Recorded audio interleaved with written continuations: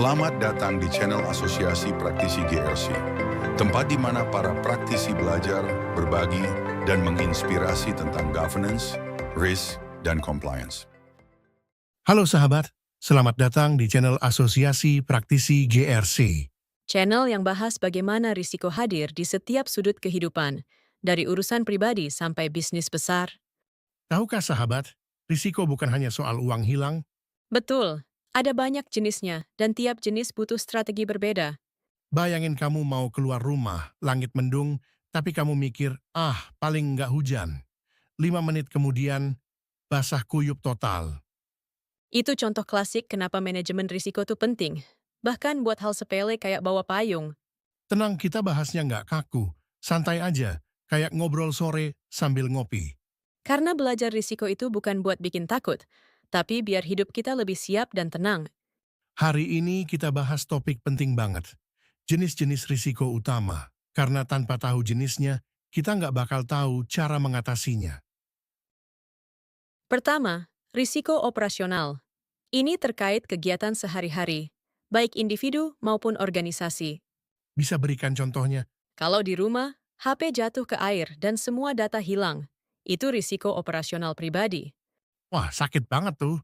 Kalau di perusahaan, misalnya sistem IT down, stok barang salah input, atau pegawai sakit massal, semuanya mengganggu operasi harian.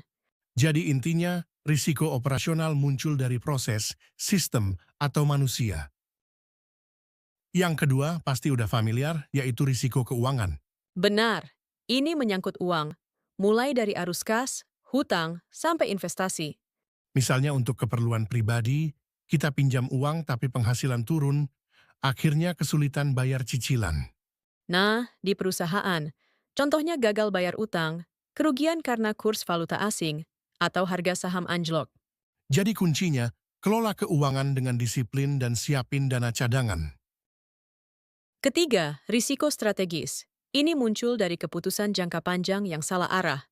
Risiko strategis misalnya, buka cabang baru tanpa riset pasar, Tepat!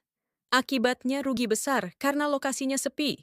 Atau perusahaan yang telat beradaptasi sama tren digital, bisa ketinggalan jauh. kalau di kehidupan pribadi, mirip kayak milih jurusan kuliah tanpa tahu passion atau prospeknya. Nah, karena itu, setiap keputusan strategis butuh analisis dan data yang kuat. Selanjutnya, risiko kepatuhan. Contoh sederhana, nggak pakai helm, terus kena tilang. Ini soal taat aturan, hukum, regulasi, atau kebijakan internal. Atau di perusahaan, nggak lapor pajak tepat waktu, melanggar aturan OJK, atau tidak patuh pada prosedur internal. Semua bisa berakibat sanksi. Jadi kepatuhan itu bukan cuma formalitas, tapi perlindungan. Dua lagi yang sering diremehkan tapi berbahaya. Risiko reputasi dan risiko teknologi. Reputasi itu soal kepercayaan kan? Betul, sekali nama baik rusak, dampaknya panjang. Misalnya, 2. Pelayanan pelanggan yang viral karena buruk, atau berita negatif di media sosial.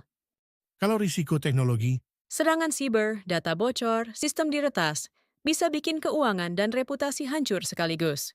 makanya sekarang keamanan data dan digital awareness jadi hal wajib di semua organisasi. Jadi, mengenali jenis risiko itu seperti tahu peta jalan. Kita jadi tahu arah dan bisa menghindari lubang di depan. Tapi tahu jenis risikonya aja belum cukup. Bayangin, kamu udah tahu jalan berlubang, tapi nggak tahu harus belok kemana. Tetap aja bisa jatuh, kan? Nah, di video berikutnya, kita bakal bahas tentang risk appetite, capacity, dan tolerance. Bagaimana menghadapi risiko seperti seorang profesional. Biar setiap keputusan kamu, entah di kerjaan atau kehidupan, selalu berbasis kesadaran risiko. Memahami risiko bukan tentang takut, tapi tentang kesiapan menghadapi situasi yang buruk. Jangan cuma menonton ya sahabat. Berikan komen, klik like, subscribe, nyalakan loncengnya, dan lanjut ke video selanjutnya. Sampai ketemu di episode berikutnya.